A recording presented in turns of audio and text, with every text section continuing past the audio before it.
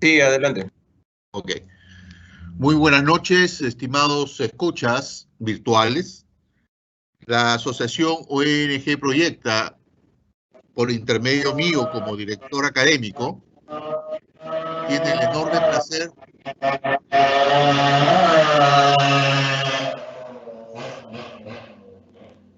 A ver, José, si silencias todos los micrófonos, por favor. Sí, adelante. Al doctor decía de que la ONG Proyecta, a través de la dirección académica, se complace en presentar al doctor Juan Hinojosa Tapia. Él es economista colegiado por la Universidad de Lima, mención en finanzas, MBA por la Universidad de San, mención en finanzas, diplomado en finanzas corporativas de la Universidad de Piura, programa de alta dirección PAT, mención en gerencia financiera. En esta oportunidad va a tratar el tema denominado Una mirada a las habilidades blandas del novísimo enfoque de las neurociencias. Doctor, un placer y el aula virtual es suya. Adelante, por favor. Muchísimas gracias, doctor Lizarzaburu. Muy agradecido por la introducción y por la presentación. Damas y caballeros, nuestros participantes digitales, muchísimas gracias. Muy buenas noches. Quien le habla, su amigo y servidor Juan Hinojosa Tapia, transmitiendo desde el distrito de Santiago de Surco en Lima. Muchísimas gracias. El tema que vamos a compartir esta noche, bajo la modalidad de charla, bajo la modalidad de conferencia, corresponde a una mirada a las habilidades blandas desde el novísimo enfoque de las neurociencias. Efectivamente, este enfoque, neurociencias, es tan novedoso porque justamente pretende separar e identificar convenientemente todos los procesos cerebrales que se dan a mérito del aprendizaje. No en vano, las neurociencias establecen que el cerebro humano es el órgano del aprendizaje. Entonces, en ese sentido, se separan de los procesos de aprendizaje o de los procesos cognitivos todo aquello que sean situaciones inconscientes o conscientes del aprendizaje. Y en particular, en el caso de las situaciones de aprendizaje consciente, tiene mucha influencia, por supuesto, el banco de recuerdos, si existe, si predispone a una manera de reaccionar ante un hecho eventual en particular, y si no, si es un hecho completamente nuevo, entonces ese banco de recuerdos se va alimentando de la experiencia nueva que acaba de ocurrir. Entonces, muy bien, la charla de esta noche está básicamente dividida en tres grandes líneas. Al efecto, permítanos hacer esta introducción mencionando lo siguiente. Desde que se ha descubierto científicamente que el cerebro humano tiene la capacidad de autoaprender, capacidad conocida como neuroplasticidad, el cerebro humano ha quedado constituido como el órgano del aprendizaje. Luego, nos interesa mucho explorar cómo se relaciona el desarrollo de las habilidades blandas, como por ejemplo el liderazgo, el trabajo en equipo, la toma de decisiones, la comunicación eficaz, etc., con la capacidad cerebral del autoaprendizaje. Para entender cómo así es que destacan respecto de unos u otros el uso de estos talentos, ¿no?, sobre cualquiera de las situaciones que se pudieran presentar. Muy bien. Entonces, como primera línea de la presentación de esta noche, de la charla, de la conferencia, lo más actualizado en términos de neurociencias lo tenemos a continuación. Por ejemplo, ¿tenemos o no tenemos libertad de decisión como seres humanos? ¿Tenemos o no tenemos libertad? Entonces, dice, es el cerebro el que ocasiona y regula lo que hacemos y lo que pensamos, comportamientos, deseos, recuerdos, emociones y pensamientos. Todos dependen de la actividad de porciones específicas de nuestro cerebro.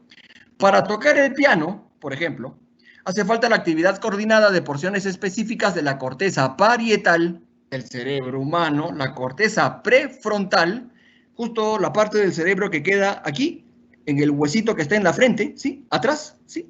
y la parte motora. En el caso de la actividad consciente, que nos permite de alguna manera relacionarnos con el mundo, adquirir conocimientos y sobre todo tomar decisiones. Que todo esto, al subyacer el proceso de elegir, resulta que gran parte de la actividad cerebral ocurre de la forma más inconsciente. Es un poco sorprendente, por decirlo menos, estas nuevas categorías de definición. ¿Cómo así para soportar todas esas actividades previas el cerebro humano actúa de forma más bien más inconsciente que consciente? Y aquí tenemos, a mérito de este planteamiento, un ejemplo. Imaginemos que estamos viendo una película, pero esta película tiene demasiados cortes comerciales.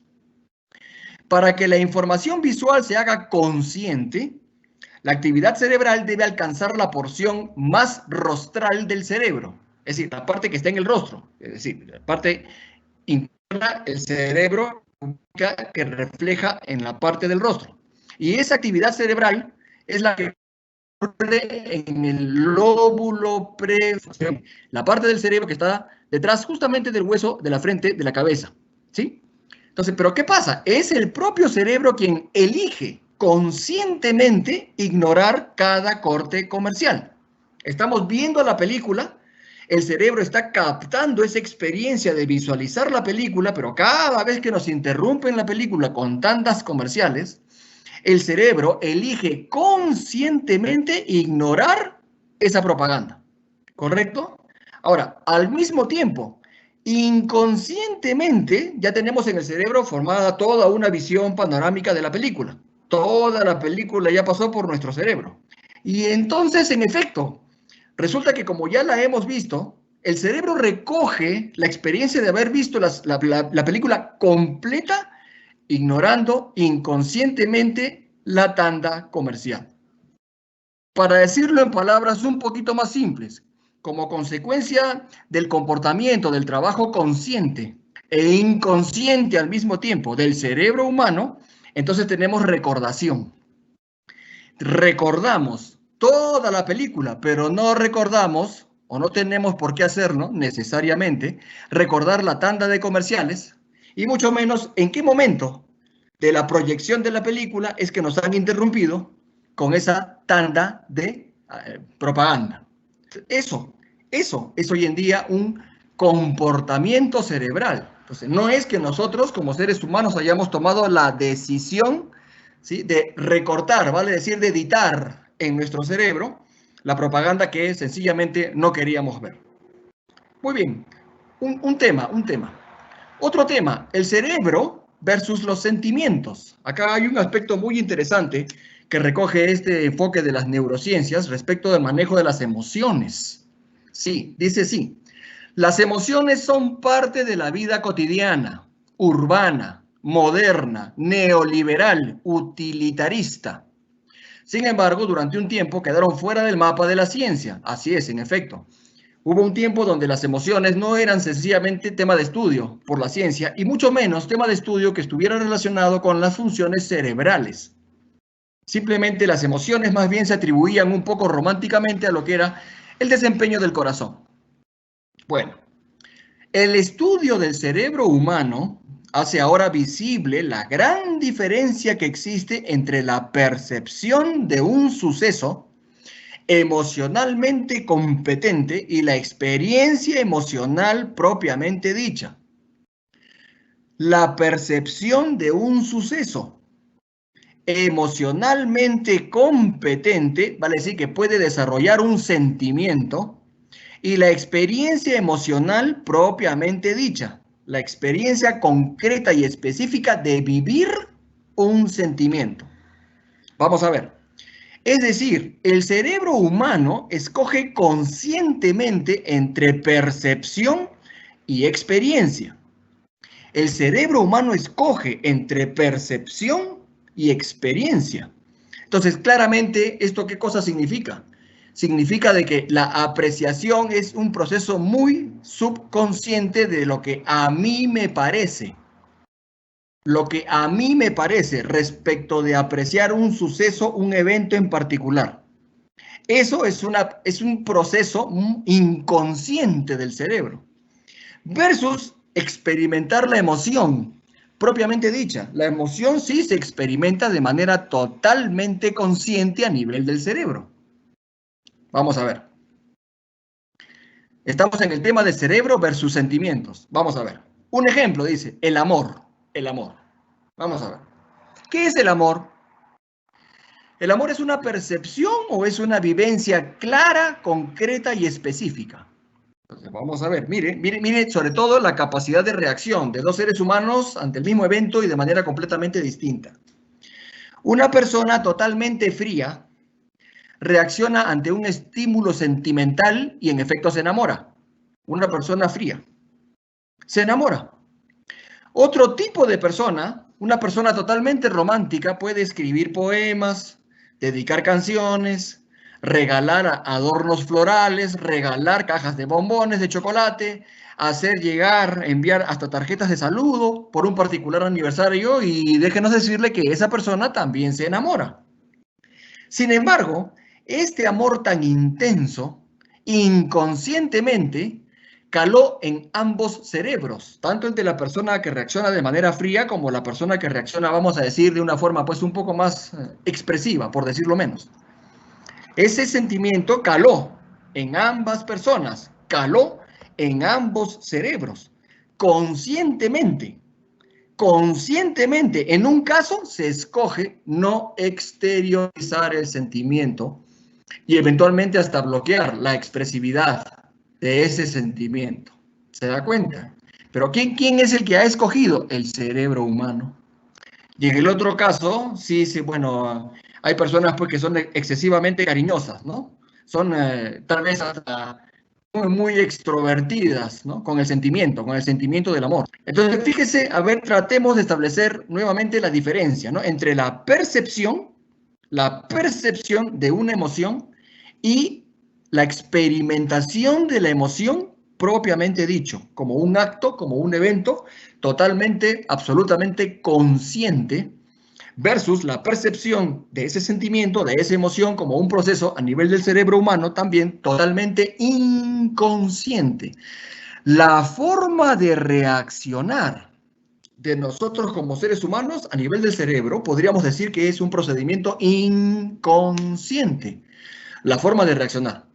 Sin embargo, la manera de cómo experimentamos el evento mismo, el suceso mismo de enamorarse, sí es un proceso totalmente consciente a nivel del cerebro, porque además implica un proceso de aprendizaje.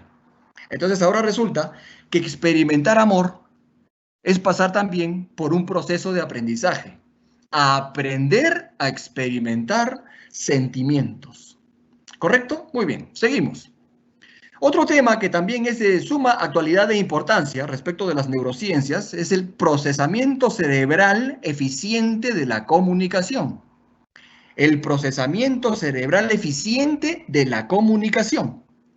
Dice así, tratar de comprender cómo el lenguaje, esa capacidad humana de comprender y producir enunciados, de adquirir una lengua materna o de aprender un idioma extranjero, se relaciona con el cerebro. Es un proceso. Este proceso de aprendizaje tiene que ver con el cerebro. Las neurociencias del lenguaje también se interesan por saber qué le ocurre al cerebro humano cuando se afectan nuestras capacidades lingüísticas, ya sea, por ejemplo, por un declive cognitivo propio de la edad o eventualmente alguna patología cerebral, ya sea adquirida, como el caso de las afasias, ¿sí? Las afasias o las algias neurodegenerativas, como el caso del Alzheimer o la enfermedad de Parkinson.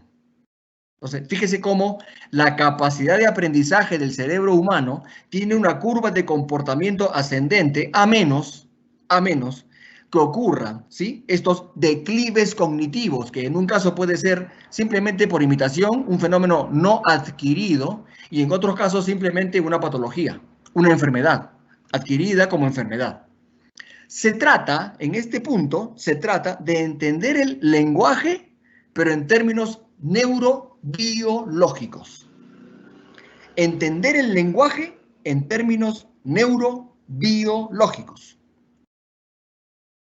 Entonces, a mérito de lo que es el procesamiento cerebral eficiente de la comunicación, el descubrimiento más reciente en términos de entender el lenguaje neurobiológicamente es, por ejemplo, de que el habla humana, obviamente no hay otro tipo de habla, ¿no? en ningún otro animal de la creación, corresponde a un proceso neurocerebral de la corteza prefrontal del cerebro humano. Aquí permítanos un pequeño paréntesis antiguamente, y lo vamos a mencionar un poquito más adelante. Antiguamente se consideraba de que nosotros los seres humanos teníamos determinado tipo de comportamiento dependiendo de la preeminencia, de la superioridad, de la mayor eficiencia, si se quiere, del uso consciente o inconsciente del cerebro humano en términos de los hemisferios o lados, el lado izquierdo y el lado derecho. Y se creía de que justamente el centro del habla, en algunos casos, en algunos seres humanos que, por ejemplo, hacen uso de la mano derecha, ¿no? El centro del habla estaba justamente en el lado derecho de ese cerebro humano. Y en el caso de las personas que hacen uso de la mano izquierda para escribir, el centro del habla estaba en el lado izquierdo, ¿correcto? Entonces, en uno u otro hemisferio.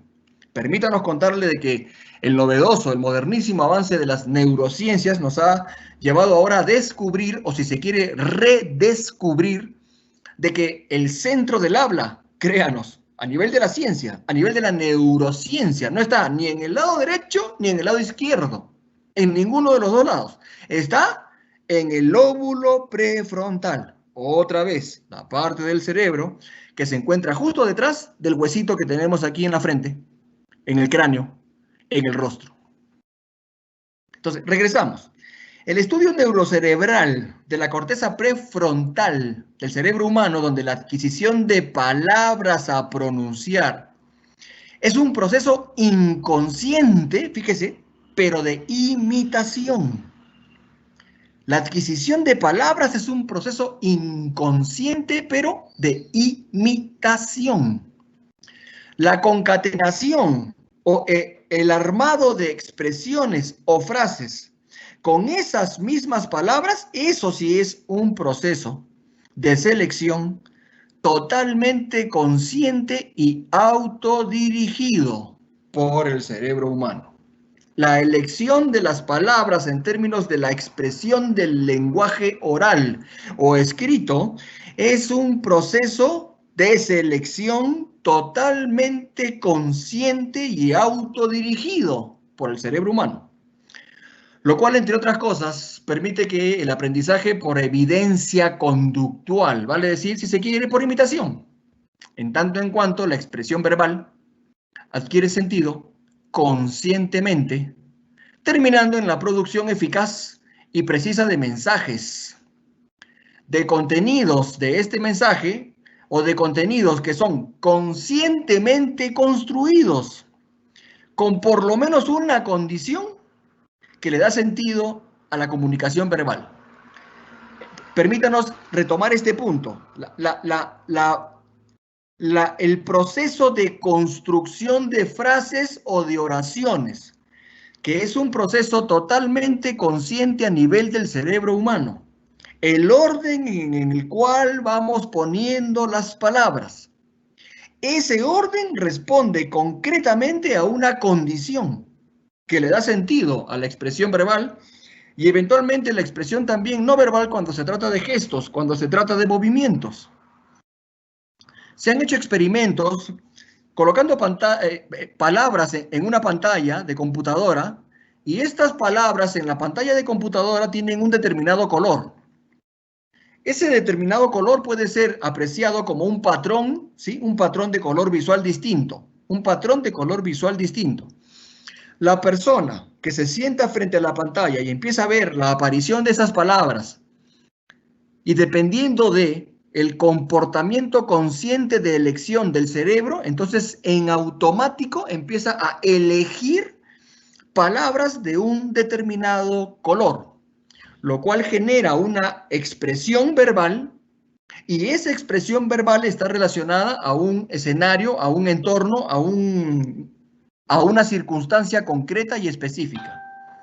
¿Eso qué significa? De que en otro caso, cualquier otra persona sentada frente a la misma pantalla podría armar su proceso de comunicación en otro sentido, dependiendo de la preferencia por el color. Entonces, se da cuenta, fíjese, mire qué interesante cómo la hilación de nuestra expresión, particularmente la expresión verbal como seres humanos, es un proceso conductual, total y absolutamente consciente, llevado a cabo a nivel del cerebro humano. Muy bien.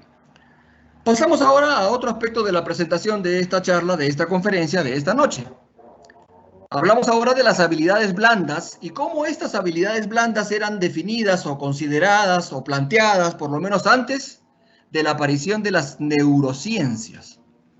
Cuando nos referimos a las habilidades blandas, por ejemplo, hoy en día también llamado así, ¿no? Competencias, ¿sí? Talentos, habilidades que se requieren establecer perfectamente identificados, por ejemplo, para ocupar un puesto de trabajo determinado.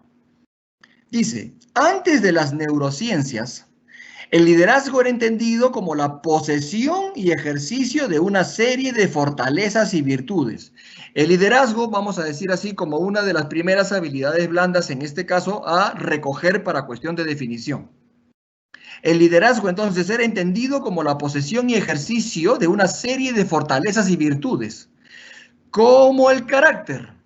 Se requería carácter, antes de las neurociencias, la definición establecía que se requería carácter, ¿sí? Para poder ejercer liderazgo, para poder facilitar la creación de estrategias, que las potencialidades de las personas se podrían explotar y desarrollar a partir de la identificación de los valores individuales y muy personales. Mire qué interesante. Fíjese esta concatenación. Para ejercer liderazgo se requería carácter antes de las neurociencias, antes de la definición de las neurociencias. Y para tener carácter, a su vez se requería previamente, cual si fuera una plataforma, poder identificar individualmente, ¿sí? Valores muy personales, valores tales como el honor, ¿no? el valor, el coraje, la lealtad, la humildad. Además, antes se creía que el ser humano actuaba y se comportaba de acuerdo a la preeminencia o supremacía de uno de los dos lados del cerebro humano. Es lo que mencionábamos hace un ratito. O tenía esta persona más desarrollado el hemisferio derecho que el hemisferio izquierdo, o tenía más desarrollado el hemisferio izquierdo que el hemisferio derecho. Y entonces, a partir de allí, era que empezaba la definición de lo que son la plataforma de valores que da lugar a la formación de carácter que a su vez permitía ejercer cualidades de liderazgo, ¿correcto? Así era como se definía el tema de las habilidades blandas antes de las neurociencias. Ahora, a partir del novísimo enfoque de las neurociencias, permítanos aquí compartirles aquí en la presentación lo que debería ser los parámetros para poder definir o establecer un neuroliderazgo de alto impacto. Un neuroliderazgo de alto impacto en tanto en cuanto podríamos aplicar este neuroliderazgo a lo que son las actividades laborales. Sí, en el mundo laboral, así es. En el mundo del trabajo, sí. ¿Cómo hacer para ejercer un neuroliderazgo de alto impacto? Entonces, a mérito de este planteamiento, como primer punto deberíamos introducir el tema que se denomina así, la reprogramación mental. Entender qué es la reprogramación mental y entender la reprogramación mental como un proceso en el cual simplemente lo que estamos haciendo es cambiando en el cerebro, ¿sí? Categorías de valores. Categorías de valores que a mérito del cambio afectan el mundo y la percepción a partir de cómo funciona el cerebro y aplicando la metodología de la programación neurolingüística. Aunque aquí sí, otro paréntesis, valga verdades, la programación neurolingüística, mis estimados participantes digitales, tiene por un lado, tiene grandes personas que están de acuerdo con este planteamiento y por otra parte, más bien hay personas que están en total desacuerdo porque declaran de que la programación neurolingüística no es necesariamente un procedimiento con base científica. Pero el hecho cierto, el hecho concreto de pensar en una reprogramación mental es simplemente cambiar aquellos paradigmas que en nuestro caso lo que han definido ha sido un determinado tipo de comportamiento ante una situación en particular. Entonces, la reprogramación mental pasa por reemplazar los viejos paradigmas, como es el caso, por ejemplo, de que se pensaba que para ejercer liderazgo había que tener carácter.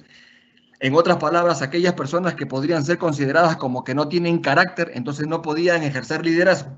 Por un nuevo enfoque, que es el enfoque de las neurociencias, a través de la programación neurolingüística, vale decir, la asociación y la adquisición de conceptos nuevos a través de procesos neuronales en el cerebro y vía la programación lingüística. Un aspecto del neuroliderazgo de alto impacto. Otro aspecto referido al neuroliderazgo de alto impacto está referido a los usos y costumbres, abusos y defectos de lo que es el lenguaje.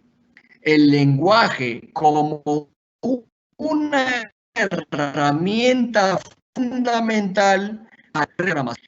El lenguaje que parte de lo que es la percepción como forma de acercarnos a lo que es una vivencia en particular y eso se convierte en motor de cambio a nivel de los procesos del cerebro.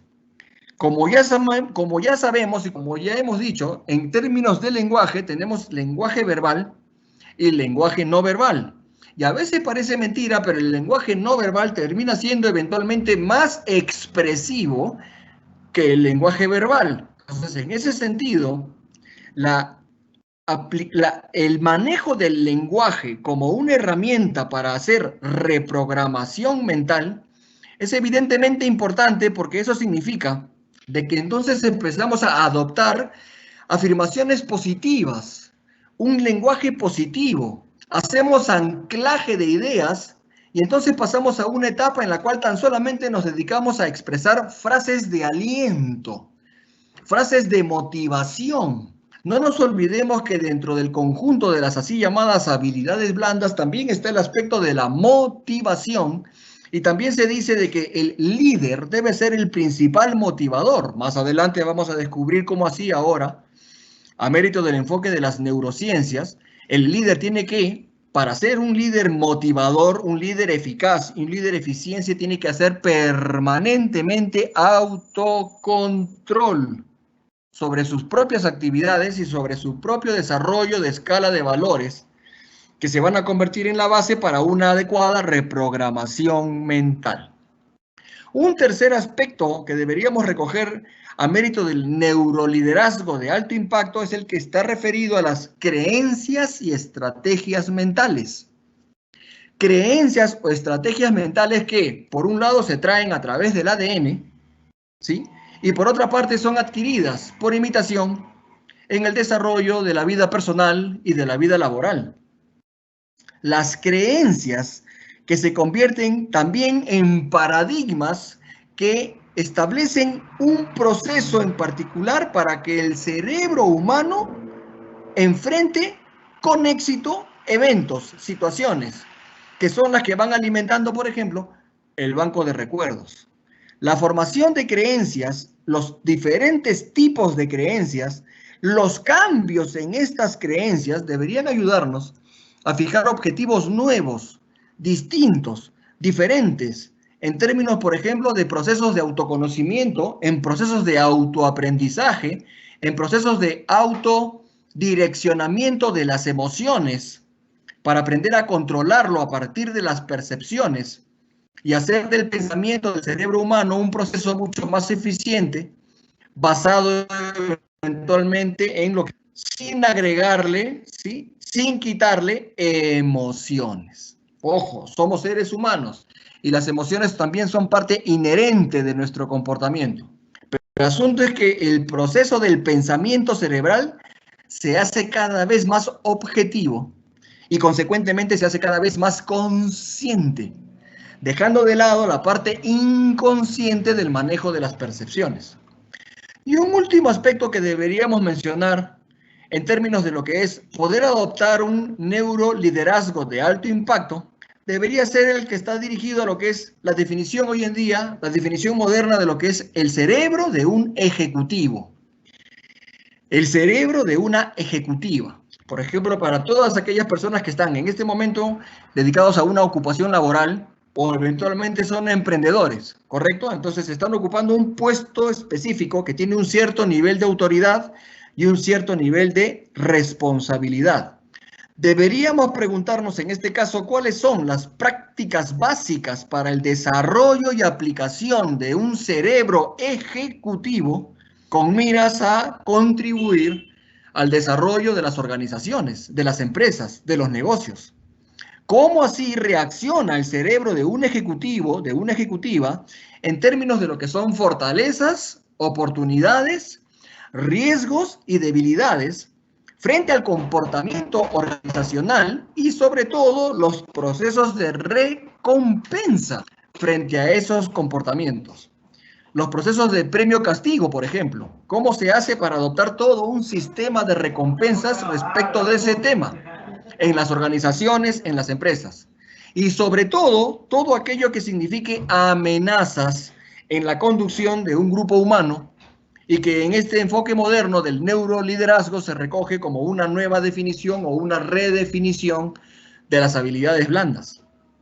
El aprendizaje organizacional, conjuntamente de la mano con el enfoque de las neurociencias que nos hace pasar, nos hace experimentar el tránsito de la definición de liderazgo para adoptar una nueva definición, la definición del neuroliderazgo, el mismo que para que sea exitoso tiene que pasar por una serie de características que vamos a mencionar dentro de un momento. Entonces, fíjese cómo el cerebro ejecutivo lo que va armando es todo un contexto en el cual se van aplicando, se van desarrollando, se van ejercitando funciones ejecutivas. Y todo ello debería redundar en la creación de un adecuado clima laboral, como tan solamente un ingrediente de lo que deberíamos conocer como la cultura organizacional. Y que esta cultura organizacional se refleje en el comportamiento empresarial a través de lo que es, por ejemplo, hoy en día la responsabilidad social corporativa. ¿Cómo así el personal ejecutivo, ¿sí?, de las empresas se vincula, ¿no?, vincula a su empresa, a su organización con su entorno más cercano, que ahora recoge el nombre de ecosistema? ¿Cómo así se vincula y cómo así es una empresa que pasa al siguiente nivel para adoptar la idea, el paradigma, el concepto nuevo de que ya no se trata solamente de obtener una rentabilidad en términos de empresa privada, sino que esta rentabilidad debería ser una rentabilidad social? Esta rentabilidad social lo que debería tener es directo e inmediato impacto en el bienestar de los diferentes estamentos sociales que tienen que ver con el desarrollo de negocios de una empresa en particular en un segmento de la economía determinado. Entonces, estos enfoques, estos aspectos referidos a lo que debería ser la adopción en las empresas de un neuroliderazgo de alto impacto, es lo que, por supuesto, más adelante se puede cómodamente constituir en un contenido sumamente actualizado de un curso de capacitación. Vamos a ver, el tercer aspecto que quisiéramos compartir con ustedes esta noche, nuestros estimados participantes digitales, a mérito de esta charla, de esta conferencia virtual, es el siguiente, ¿no? El neuroliderazgo y el neuroenfoque de las habilidades blandas. Entonces, hemos estado un ratito en lo que era la definición de habilidades blandas antes de la aparición, antes de la llegada del enfoque de las neurociencias. Ahora, a partir del enfoque de las neurociencias, entonces hablamos de conceptos sumamente novedosos, no solamente por el lado propiamente dicho de las neurociencias, sino también de la capacidad de aprendizaje, de moldeo del propio cerebro, que tiene el propio cerebro, y que como consecuencia de ello ha sido definido como el órgano del aprendizaje, y que se llama neuroplasticidad. Dice así: existen determinadas características neurobiológicas que predisponen al cerebro humano, tanto del hombre como de la mujer, y que los predisponen a procesar mentalmente la información de una manera determinada, de una forma distinta. Oiga, mire lo que está planteando el enfoque de las neurociencias, que es correcto, que pensamos diferente, hombres y mujeres. Pensamos diferente. Y esto, por supuesto, no tiene nada que ver con aspectos sexistas, ni mucho menos. Es simplemente a nivel del funcionamiento del cerebro. Lo predisponen a procesar mentalmente la información de una manera distinta. Y esto, por supuesto, influye en los estilos de liderazgo. Mencionemos un ejemplo. El cerebro femenino, dice, es más empático. Esto es el enfoque moderno de las neurociencias, nuestros estimados participantes digitales. El cerebro femenino es más empático, o sea, ejerce, digamos, este atributo de la empatía, vale decir, una cierta capacidad que permite no solamente la comprensión de la situación o del entorno o de la problemática o de lo que está atravesando el prójimo, sino que además nos permite ponernos un poco en su circunstancia para entender mejor todo aquello por lo que está pasando. El cerebro femenino dice que es más empático y dado a la construcción de esquemas mentales. Ese es el cerebro femenino, dice. Mientras que el cerebro masculino está más predispuesto a inconscientemente percepciones que provienen del mundo físico que nos rodea, por ejemplo, la visibilidad. Percepciones motoras que provienen del mundo físico que nos rodea, por ejemplo, la visibilidad.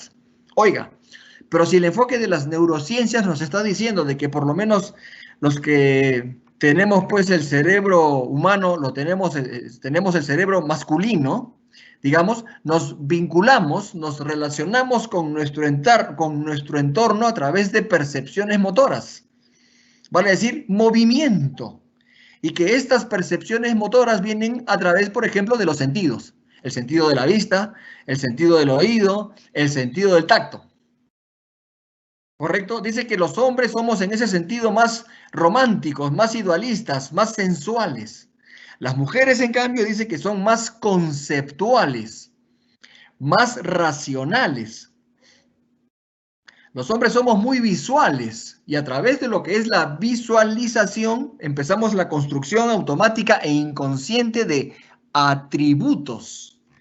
Las mujeres, muy por el contrario, el cerebro femenino construye, establece relaciones causales a base de hechos concretos, puntuales y específicos.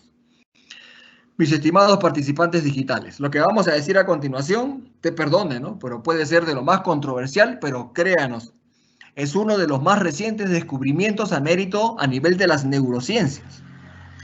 Dice que una mujer es capaz de desarrollar en simultáneo 7.4 actividades al mismo tiempo y completamente diferentes, que no tienen eventualmente ningún tipo de relación entre sí. 7,4 actividades en simultáneo, distintas al mismo tiempo.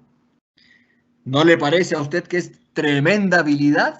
Muy bien. Ahora, ¿qué cosa dice el enfoque de las neurociencias respecto de las actividades que puede llevar a cabo el cerebro masculino? Pues agárrese, con todo respeto por los caballeros, pero resulta que las neurociencias establecen que los hombres podemos hacer 1.2 actividades distintas, diferentes, que no tienen eventualmente conexión alguna entre sí al mismo tiempo. Vale decir, una actividad y un cachito de otra actividad.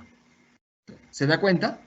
Entonces ahora resulta que de acuerdo al enfoque de las neurociencias, como que los hombres estamos en desventaja desde el punto de vista del accionar que en el caso de las damas. Bueno, vamos a ver.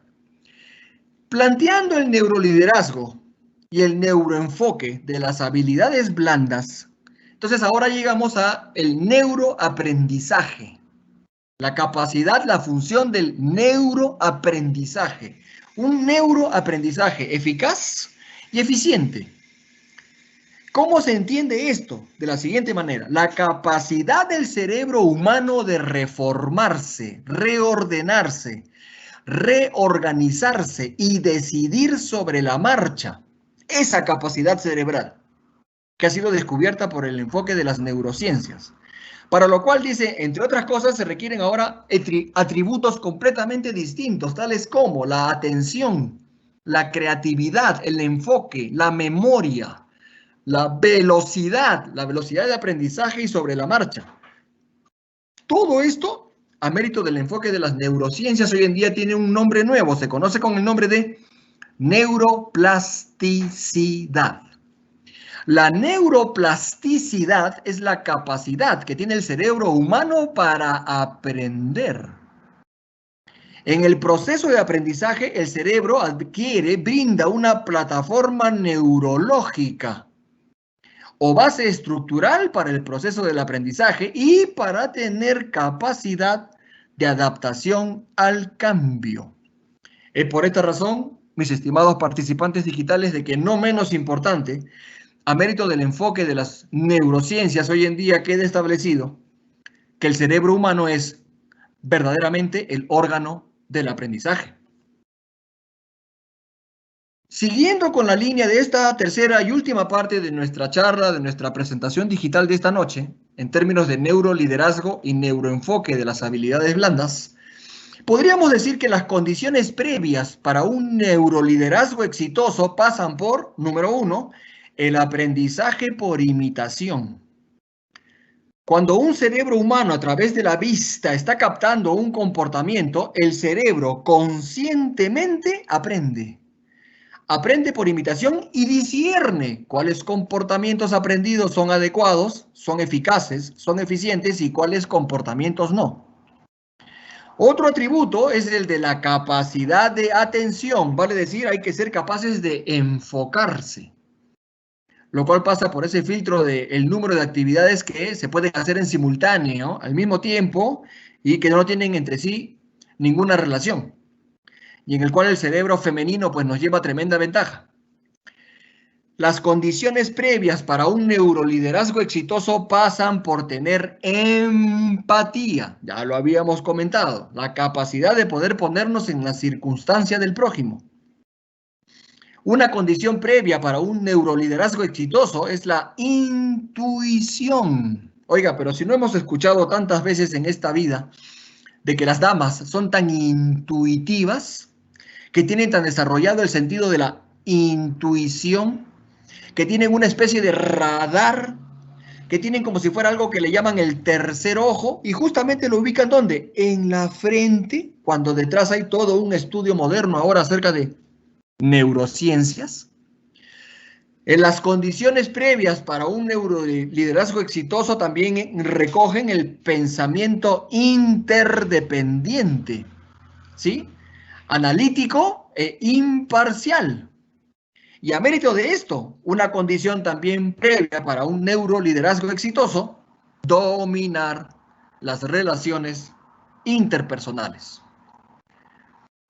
Nuestros estimadísimos participantes digitales, a manera de resumen, podríamos declarar de que las condiciones previas para un neuroliderazgo exitoso se reflejan a mérito del enfoque de las neurociencias y que define o redefine el concepto y establece el nuevo concepto del neuroliderazgo. Esas condiciones son, número 1, liderar de la mano con amar. Mire cómo nos devuelve al origen. Nos devuelve al origen. Ejercer liderazgo, ¿sí?, relacionado al sentimiento del amor. Otro, liderar con el ejemplo. Fíjese, lo hemos recogido toda la vida. Otro, pasar de un liderazgo motivador, sí, lo cual es bueno, bienvenido y se agradece, pero de un liderazgo motivador a un liderazgo catalizador. Vale decir de que ahora los motivadores ya no son precisamente el líder, el jefe de equipo, sino son todos y cada uno de los miembros del equipo. Pasa por utilizar el poder y ponerlo al servicio del liderazgo, en términos obviamente de posiciones de puestos de trabajo, puestos gerenciales, puestos de jefatura, donde hay un determinado nivel de autoridad y de responsabilidad. Y por último, exigir de parte del neurolíder una permanente autoevaluación y un permanente autoconocimiento de su situación como líder en un entorno determinado.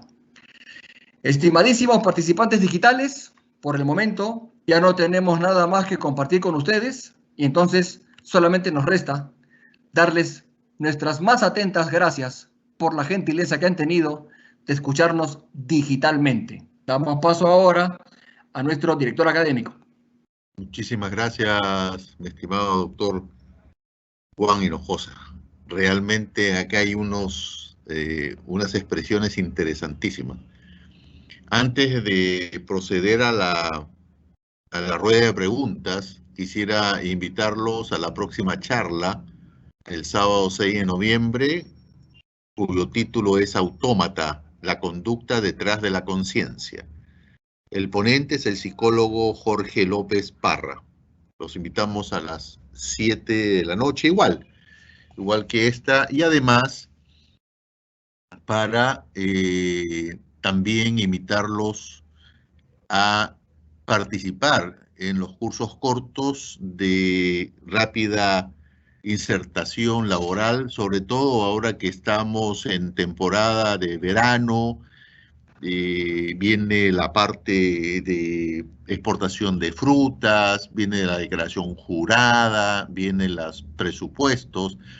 La anterior, por favor, José, donde está, por ejemplo, el curso de cajero comercial bancario, asistente administrativo con nuestro extraordinario ponente, don Juan Hinojosa, ¿no? Siguiente, por favor.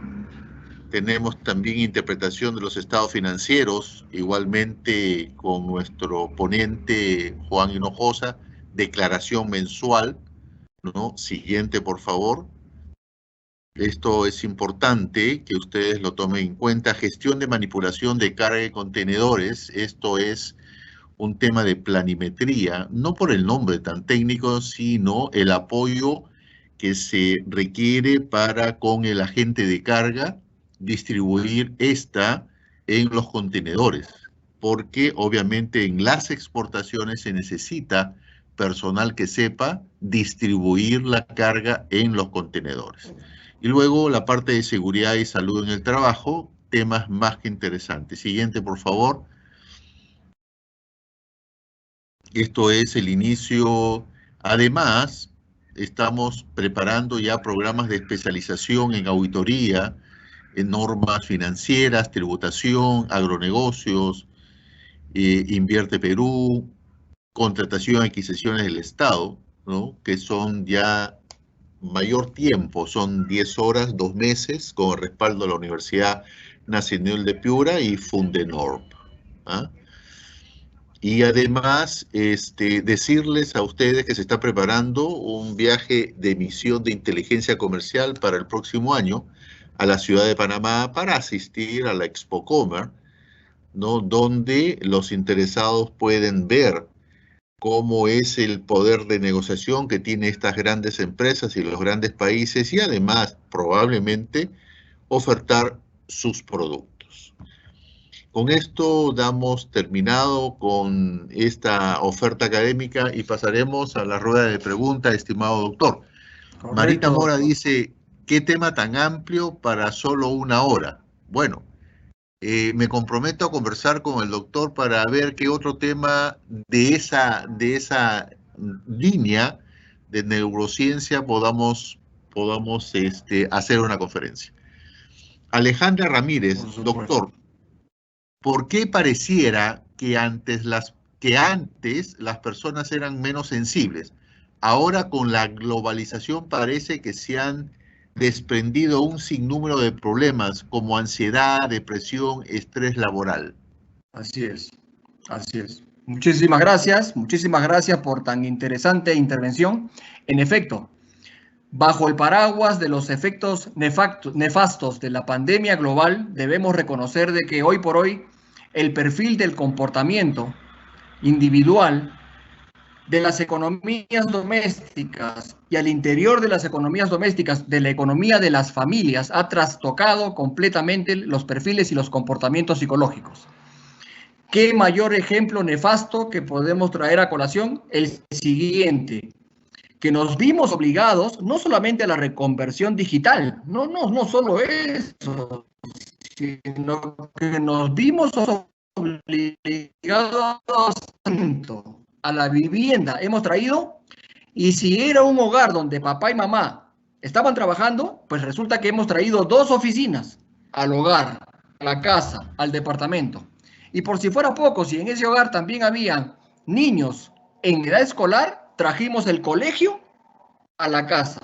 Al final era simplemente un desbarajuste de horarios en términos de oficinas, de colegios, de escuelas, de estudios, de desempeño laboral profesional, y eso, como bien se menciona en la intervención, eso lo único que trajo pues es tensión, ansiedad, nervios y una serie de problemas con secuelas psicológicas que no solamente son producto de la situación de la pandemia, sino que eventualmente también se han visto agudizados en el caso de las personas que lamentablemente se vieron contagiadas con este nuevo e inesperado mal por las secuelas que ha tenido esta enfermedad dependiendo de los diferentes organismos de los seres humanos.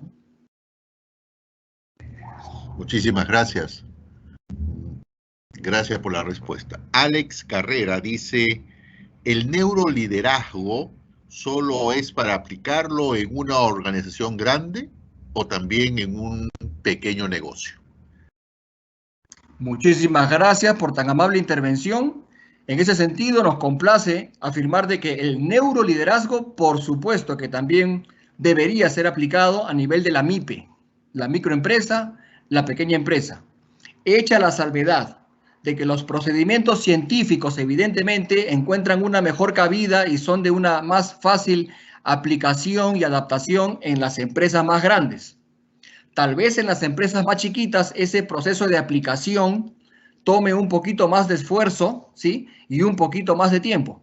Pero si lo vemos como una inversión de largo plazo, créanos, el moderno enfoque de las neurociencias y a través de este enfoque, la redefinición de conceptos, como es el caso del neuroliderazgo, como se ha mencionado en el contenido de la presentación, pasa de un liderazgo motivador a un liderazgo catalizador, en el cual ya no solamente se trata de seguir el ejemplo del líder, sino que además cada uno de los integrantes del equipo de trabajo, del equipo humano, empieza a compartir también su propia experiencia de aprendizaje, convirtiéndose a su vez en un líder o en una lideresa.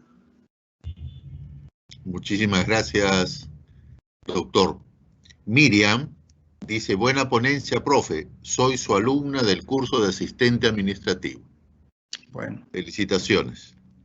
Carlos Eleazar Vargas dice, el liderazgo en base a la autoestima, ¿cómo queda? Muchísimas gracias por esa intervención también. Si partimos de la autoestima como la capacidad que tiene el líder para automotivarse, cuando saltamos al nuevo nivel, al enfoque del neuroliderazgo a través de las neurociencias, estamos diciendo de que pasamos de un liderazgo motivador a un liderazgo catalizador, en el cual ya no solamente se trata de seguir el ejemplo del líder del equipo humano, ahora se trata de compartir a través del ejemplo la vivencia y la experiencia de los diferentes integrantes de ese equipo humano, convirtiéndolos así en líderes y en lideresas. Muy bien, muchísimas gracias. Melba dice, si con tantas habilidades las mujeres no logramos un mayor porcentaje en cargos directivos, ¿será que por poder hacer tantas cosas nos distraemos tanto? Muchísimas gracias por esa intervención. Muy interesante, sobre todo por el hincapié que se hace en el tema de poder. Sí, es cierto. En pleno siglo XXI todavía vivimos una especie de enfoque empresarial en el sentido del machismo. Sí, es cierto. Desde el punto de vista de las líneas de carrera, a una dama le cuesta eventualmente hasta el triple de esfuerzo de poder llegar a una posición gerencial expectante, y por si fuera poco, esto se convierte eventualmente en un mecanismo de discriminación, toda vez que el trabajo femenino no termina de ser debidamente reconocido, y por si fuera poco, las escalas o niveles o planchas salariales no reflejan necesariamente la manera como las empresas valoran el aporte femenino a la consecución de los objetivos empresariales. Gran pregunta y de paso gran reto. ¿Cómo hacemos para revertir esa situación? Humilde sugerencia, humilde, por ahora, gracias a Dios, que ya tenemos damas en el planeta ocupando posiciones de altísima responsabilidad. Una de ellas, por ejemplo, la doctora Christine Lagarde, que es nada menos que la directora del Fondo Monetario Internacional. Muchas gracias. 7.5 contra 1.2. Wow. Sí. 7.4. 7, ya le había aumentado. 7.4 frente a 1.2. Sí. Sí. Carlos Eleazar Vargas dice, ¿el liderazgo sentimental siempre ha dado resultados a los líderes políticos? Muchísimas gracias. Interesantísima intervención, toda vez que el moderno concepto del neuroliderazgo a través del moderno enfoque de las neurociencias, por favor, gratísima invitación. ¿Por qué no llevarlo al campo de la política? Por supuesto. ¿Por qué no llevarlo al campo de la gestión pública, que tiene que ver evidentemente con componente político? Eso podría significar verdaderamente una revolución en términos de lo que es gestión de los recursos fiscales de un país, de una nación. Un ejemplo, en términos de educación, en términos de capacitación,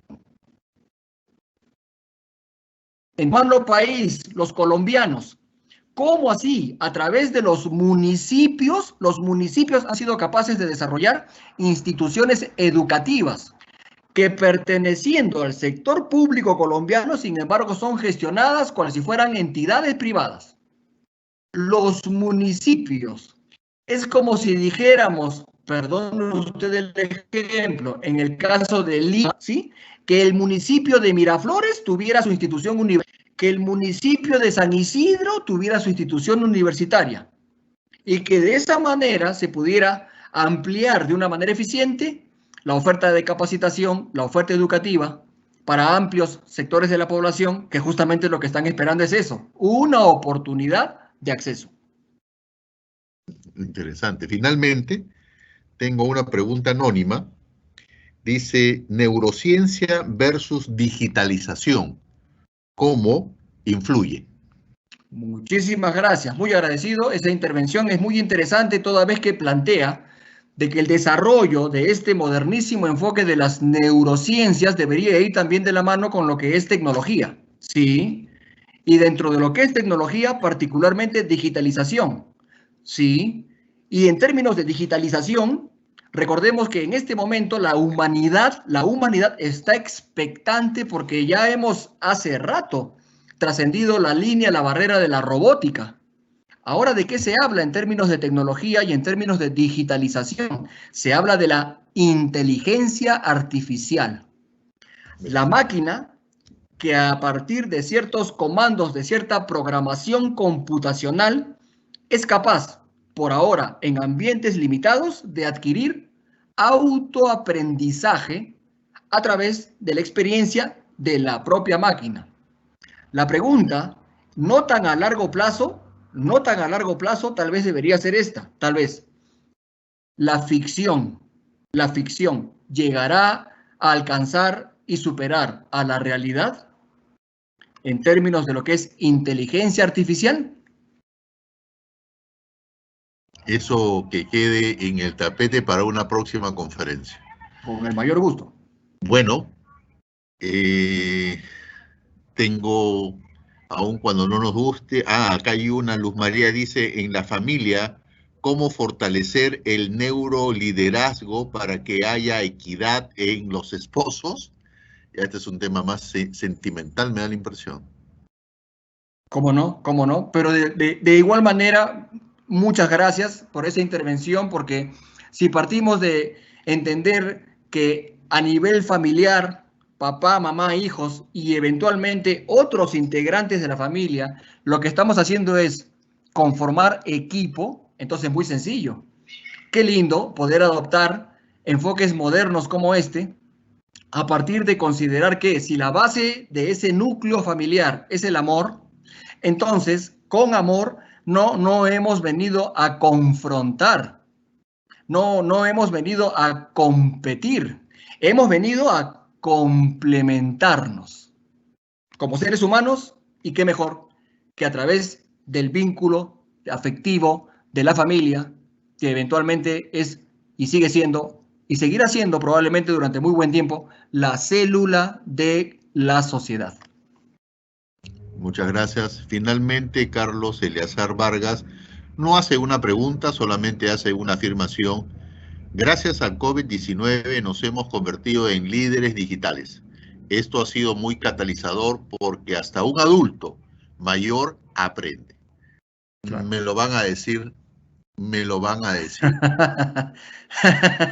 Por supuesto, okay. Por supuesto. Muchísimas gracias, estimados escuchas virtuales. Los invitamos para la próxima conferencia. Gracias al doctor Juan Hinojosa por su brillante exposición.